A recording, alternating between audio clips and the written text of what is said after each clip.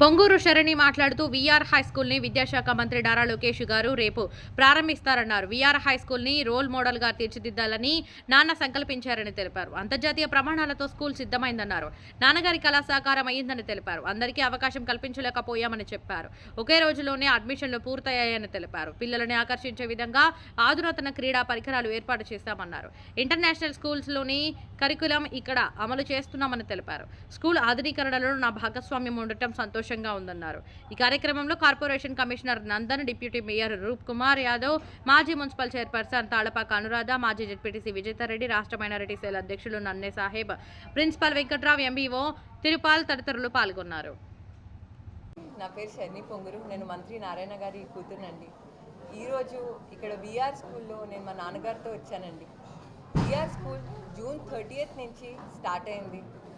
రేపు లోకేష్ గారు వస్తున్నారు ఈ స్కూల్ని ఇనాగ్రేట్ చేయడానికి. గత వారం నుంచి పిల్లలు స్కూల్కి వస్తున్నారు.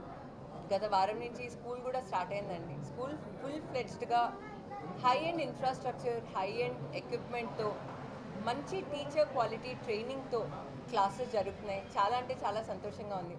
మా నాన్నగారు మినిస్టర్ అయిన తర్వాత ఒకటే చెప్పారు, మినిస్టర్ అయితే నేను ఫస్ట్ వీఆర్ స్కూల్ని ఒక రోల్ మోడల్గా తీసుకొని గవర్నమెంట్ స్కూల్ని నేను హై అండ్ ఇన్ఫ్రాస్ట్రక్చర్తో ఇంగ్లీష్ మీడియం స్కూల్గా చేస్తాను అని.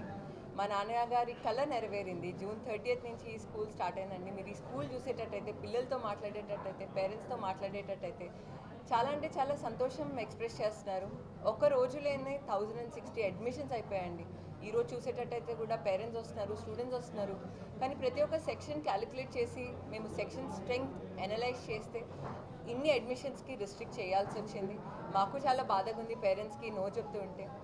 ఈ స్కూల్లో ఫెసిలిటీస్ తీసుకునేటట్టయితే, మీరు స్పోర్ట్స్ గ్రౌండ్ తీసుకునేటట్టయితే హై అండ్ స్టేడియంస్లో, ఒక ఇంటర్నేషనల్ స్టేడియంస్లో ఎలా అయితే ఫీలింగ్ వస్తుందో, మనము స్పోర్ట్స్ గ్రౌండ్కి ఎంటర్ అయితే అదే ఫీలింగ్ వస్తుంది.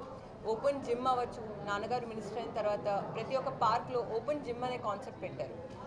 ఈ స్కూల్లో ఓపెన్ జిమ్ ఉంది. అదేవిధంగా కిడ్స్ ఎక్విప్మెంట్ తీసుకునేటట్టయితే ఇంటర్నేషనల్ స్కూల్స్లో ఏ స్టాండర్డ్ అయితే కిడ్స్ ఎక్విప్మెంట్ ఉందో అదే ఎక్విప్మెంట్ కూడా ఇక్కడ ఉందండి. మీరు గ్రౌండ్ చూసేటట్టయితే పీపీ టైల్స్, ఈపీడిఎం ఫ్లోరింగ్, మేము ఎక్కడా కాంప్రమైజ్ అవ్వలేదు క్వాలిటీలో. అదేవిధంగా ఈ స్కూల్ కరికులం తీసుకునేటట్టయితే డ్రామా ఉంది, డాన్స్ ఉంది, ఆర్ట్ రూమ్ ఉంది. ఆర్ట్ అనే స్పెషల్గా మేము ఆర్ట్ కరికులంలో ఇంటిగ్రేట్ చేసాం. STEAM based learning, science, technology, engineering, mathematics and art. International స్కూల్స్లో సిబిఎస్ఈ కూడా అండి స్టీమ్ బేస్డ్ లెర్నింగ్ ఎంకరేజ్ చేస్తున్నారు.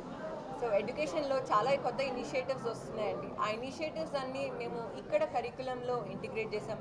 హైడ్రోఫోనిక్స్ అనే కొత్త టెక్నాలజీతో కూడా మేము స్టీమ్ ఇంటిగ్రేట్ చేసి స్టూడెంట్స్కి ఎన్వైర్న్మెంట్ గురించి తెలియాలి, గ్రీనరీ గురించి తెలియాలని హైడ్రోఫోనిక్స్కి ఒక సపరేట్ పీరియడ్ అలాట్ చేసామండి. జనరల్గా ప్లాంట్స్ సాయిల్ లేకపోతే పెరగవు, కల్టివేట్ అవ్వవు. కానీ right number of nutrients and water ఉంటే కల్టివేట్ అవుతాయి. సో స్టూడెంట్స్కి ఎన్వైర్న్మెంట్ గురించి తెలియాలని కూడా హైడ్రోఫోనిక్స్ అనే కొత్త టెక్నాలజీ తెచ్చాము.